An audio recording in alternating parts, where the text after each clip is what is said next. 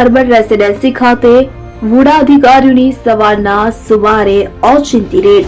Bill urban રેસિડેન્સીમાં કુલ 11 tower અને 532 મકાનો આવેલા છે, તો સવારના સુમારે ઓચિંતી રેડ પાડવામાં આવી. સવારે વુડાની ટીમે રેડ કરતા અનેકો સવાલ ઉભા થયા છે. ઘણા મકાનો એવા છે કે જ્યાં પોતાના બાળકને સ્કૂલે મૂકવા ગયા અને વુડાના અધિકારીઓએ આ મકાન ભાડે આપેલ હશે તેવું માનીને નોટિસ ફાળવી દીધી. ત્યારે સ્થાનિકોમાં જોવા મળી રહ્યો છે વુડાની ટીમ આટલી વહેલા કોના ઇશારે આવી તેના પર પણ સવાલ ઉઠી રહ્યા છે.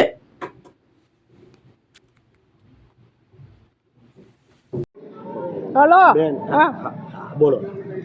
આ ઉડારાનો માનસિંગ તરફથી અમે કામ પરથી આ 400-500 રૂપિયા ખર્ચીને આવું છું. રહું છું, મેં આખી રાત દિવસ રહું છું. આ ઉડારા કમ હેરાન કરે? 500 રૂપિયા આપવાના છે. શું કર્યું ઉડાવાળાએ? આ રિક્ષા કરીને આ રિક્ષા છે પણ શું કર્યું ઉડાવાળાએ? ચેકિંગ સીલ મારી દીધી.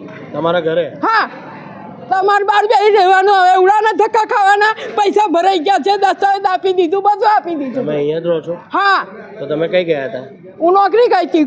નોકરી ગયા હતા? હા. તમને કશું કઈ ફોન બોન કશું નહીં કર્યું તમને? ના, આવડે 9 વાગે કરો પર મૂકે. 9 વાગે તો મને સ્ટેશનથી આવતા વાર લાગે ને. સંપતરાવ કોલોનીમાં જઉં છું મેં. અને અહીં ઘરે આવ્યા તો ઘરે નોટિસ પાડવી દીધી? હા, બરાબર. એવું તો કઈ ચાલતું હોય ગઈ. શું નામ તમારું? હંસાબેન લાલજીભાઈ તિવારી. છે આ રેસિડેન્સીનું નામ શું છે અને સવારે શું બનાવ બન્યો? આ બિલ TP1 એપી 38 છે. જી બિલ અર્બન રેસિડેન્સી જી 01. હા બિલ બાંકોની પાછળ આવે છે. હા. શું સવારે બુડાની ટીમ આવી હતી, શું થયું?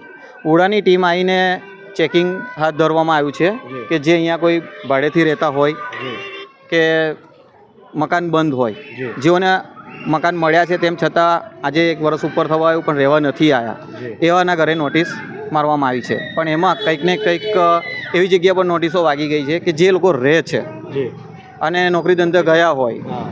તો એવાના ઘરે પણ નોટિસ વાગી ગઈ છે, દરવાજાને લોક જોઈને. એટલે આપ માનો છો કે બુડાની ટીમે સાંજે આવવું જોઈએ? હા, એટલે અને કંઈક ને કંઈક એમનો ટાઈમ એ પ્રમાણેનો હોવો જોઈએ કે જેથી કરીને મેમ્બરો એમને ઘરે મળે.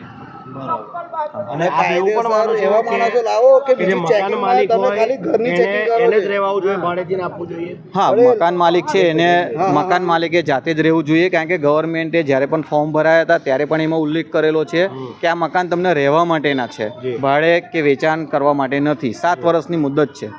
7 વર્ષ સુધી તમે ભાડે ના આપી શકો કે ના વેચી શકો. બરાબર. હા. ઓકે. શું નામ આપનું? જયેશ કુમાર રમેશભાઈ પરમાર.